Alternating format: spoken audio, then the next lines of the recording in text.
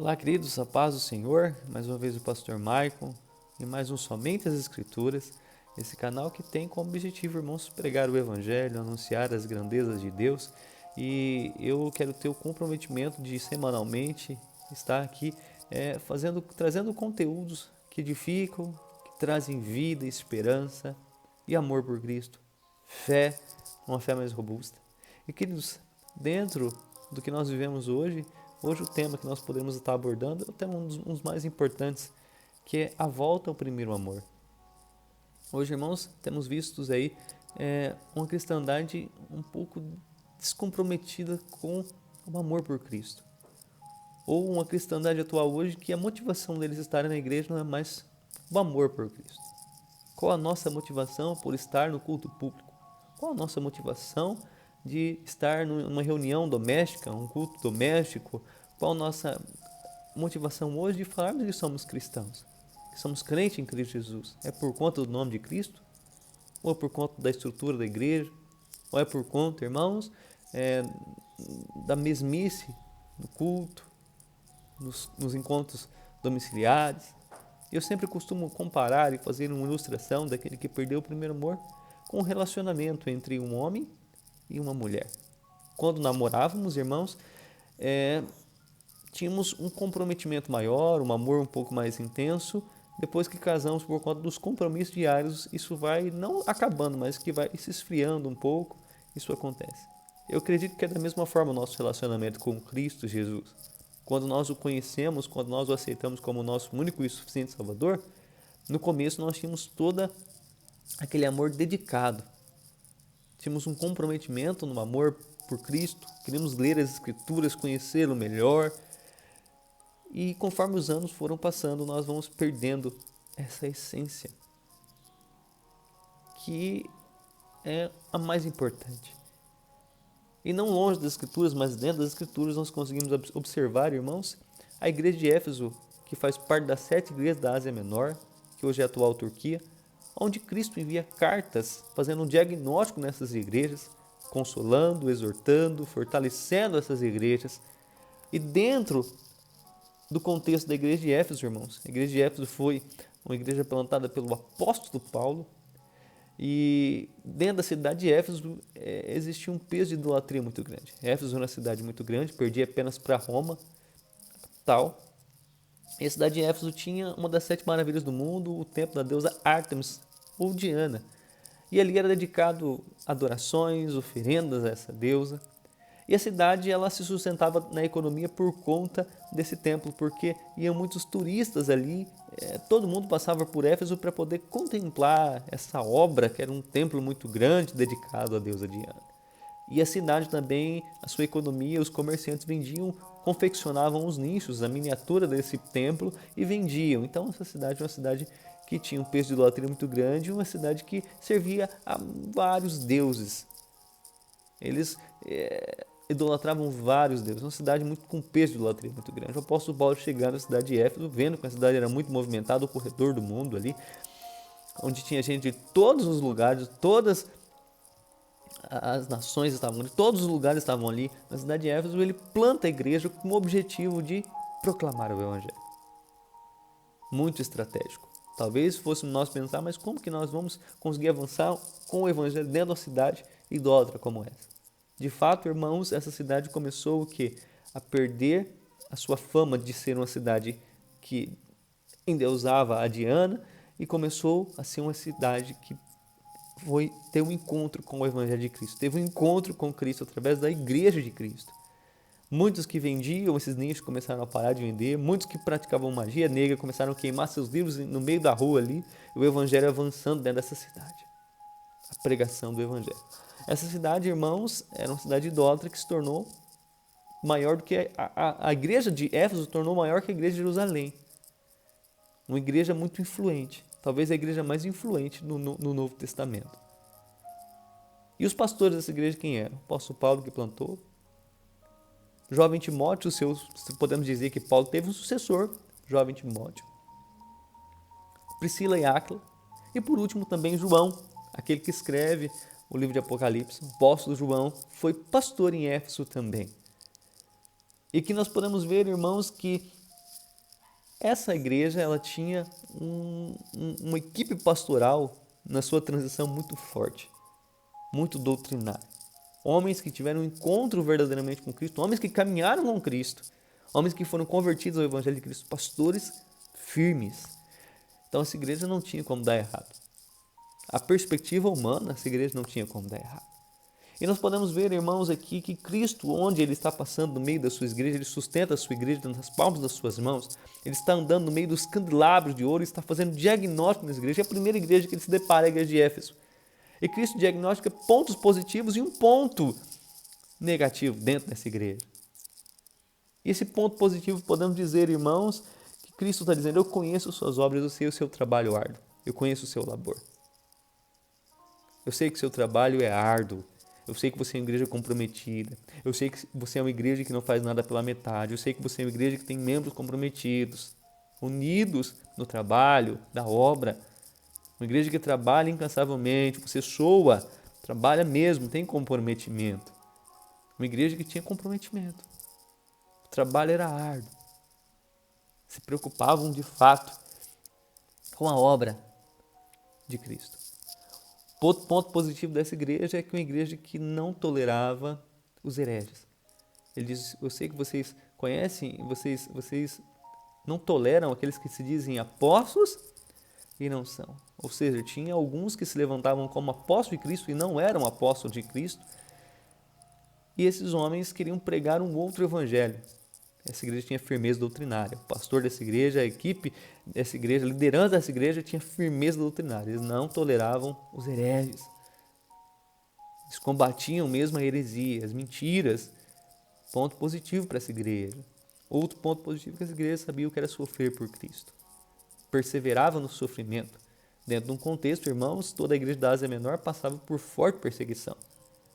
O imperador era Flávio Tito Domiciano. O Nero redivivo, quando eles diziam. Era considerado como o Nero ressuscitado. Era tão cruel quanto Nero. Eram crentes sendo jogados no Coliseu, eram crentes sendo queimados vivos. Era um chão de sangue.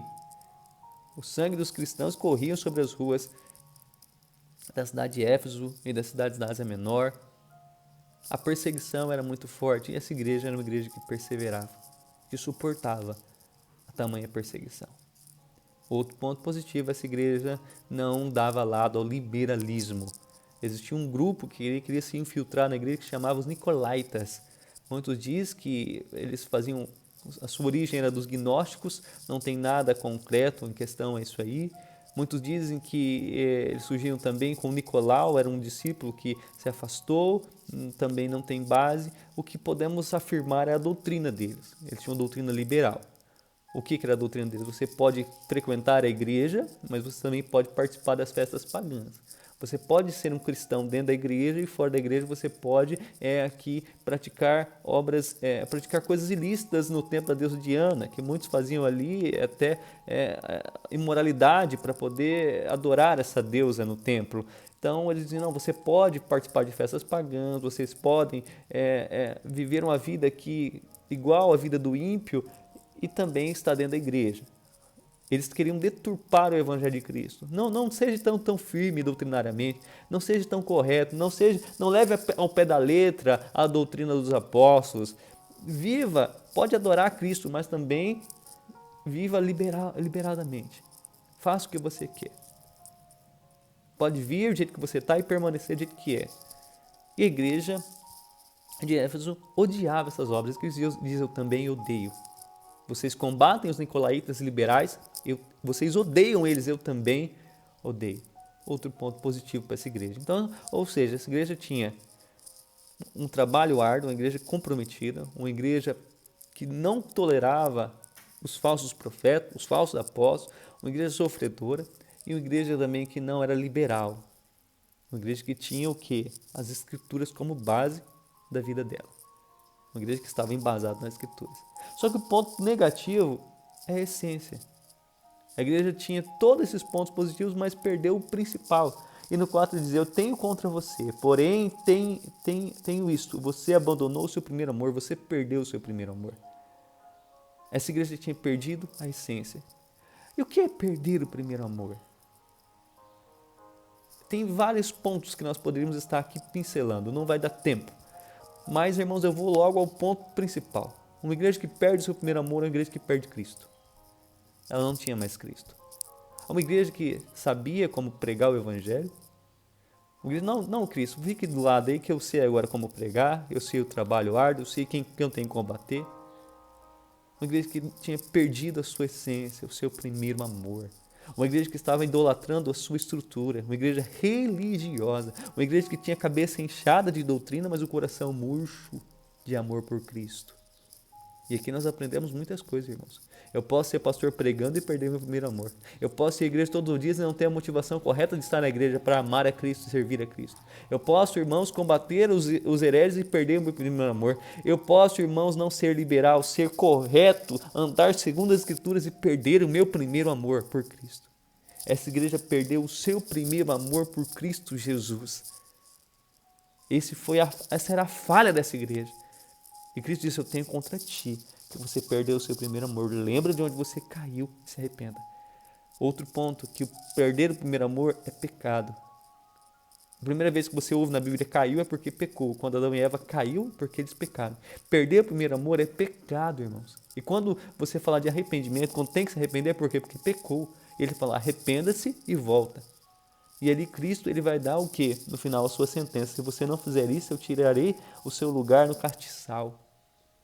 O seu lugar de referência. Você não será mais a luz do mundo. Você não será mais o sal da terra. Será até uma luz, mas não é a minha luz que você vai iluminar. Você será até o sal, mas será um sal insípido, igreja. Você não fará mais a diferença. Se arrependa e volta. Tem muita gente que é igreja hoje, mas não é mais a luz. Tem muita gente que é igreja hoje, mas não é mais o sal. É um sal insípido. É um sal que não presta mais para nada, a não ser a ser pisado pelos homens. Essa era a sentença dessa igreja. Hoje, irmãos, existem muitas denominações que já sabem fazer o automático ali. Sabe o que é o culto litúrgico, os momentos de culto, mas, irmãos, o Cristo vivo, poderoso, Cristo, o cabeça e o fundamento da igreja, a pedra angular. Cristo não está mais no púlpito dessa igreja, ele está abandonado, desprezado no púlpito dessas igrejas. Tem muita gente, irmãos, que está indo para a igreja todo domingo, toda quarta-feira, como um religioso, mas não tem mais Cristo como princípio do seu amor. Essa igreja é uma igreja que tinha doutrina, uma igreja firme, consistente, onde teve uma equipe pastoral muito forte, Paulo, Timóteo, Priscila e Áquila, apóstolo João, uma igreja perfeita, mas uma igreja que perdeu o seu primeiro amor. E por quem? Por Cristo. Ele se apegou no amor da igreja, na estrutura, no logo da igreja, mas perderam o amor por Cristo. Cristo está dizendo, eu tenho contra ti que você perdeu o seu amor por mim, igreja. É por mim que você perdeu o primeiro amor. Não foi pela estrutura, não foi pela igreja, não foi pela doutrina, mas foi por mim. Perdeu a base, irmãos. Você pode ser tudo, mas se Cristo não reinar no seu coração, você não é nada. Que nós vemos, irmãos, aprender com a igreja de Éfeso. Tome cuidado com a forma que você está vivendo para com Cristo. Quando você perde seu primeiro amor é quando você também dá mais crédito ao seu celular, fica horas e horas olhando o celular. Quando você perde seu primeiro amor é quando você não tem motivação de estar no culto, vai 2 vezes no mês ao culto público. Quando você perde seu primeiro amor por Cristo, que você não tem mais a presença do Espírito Santo dentro de você, te incomodando para orar, buscar pelos meios da graça. Temos que observar muito bem o nosso coração, irmãos. Se as paixões que estão em nosso coração, disputando em nós, já não ganharam de Cristo. Existem muitas paixões dentro do nosso coração. Muitos ídolos que estão disputando o nosso amor por Cristo. E muitas vezes nós nem percebemos, nós já perdemos o nosso amor por Cristo. Por isso que bem-aventurado aqueles que são limpos de coração, é aqueles que têm um coração exclusivo para Cristo. Paulo Júnior vai dizer uma frase muito interessante. Em meio a tantos desafios, o nosso maior desafio é permanecer amando a Cristo. São tantos desafios que temos, irmãos, mas o maior deles é ter Cristo como prioridade em nosso coração. Que você e eu não venhamos perder esse primeiro amor, essa essência. Talvez perderemos o nosso lugar de referência. Que Deus abençoe poderosamente sua vida. Não deixe de se inscrever nesse canal. Não deixe de orar por nós. Não deixe de compartilhar, curtir. e fazer com que esse vídeo avance e alcance vidas que talvez perderam faz muito tempo o seu primeiro amor por Cristo e não percebeu. Queria ter muito mais tempo para estar aqui proclamando o Evangelho ao coração de vocês, mas foi um pequeno trecho e nós estamos fazendo a série na Igreja Batista Ebenezer do livro Apocalipse e eu achei por melhor registrar também uma pincelada aqui desse quadro que a Igreja de Éfeso, ela perdeu a essência, o seu primeiro amor. Que Deus abençoe sua vida, o seu final de semana. Até mais, querido Deus. Um forte abraço, vivendo para Cristo e contribuindo para o Evangelho.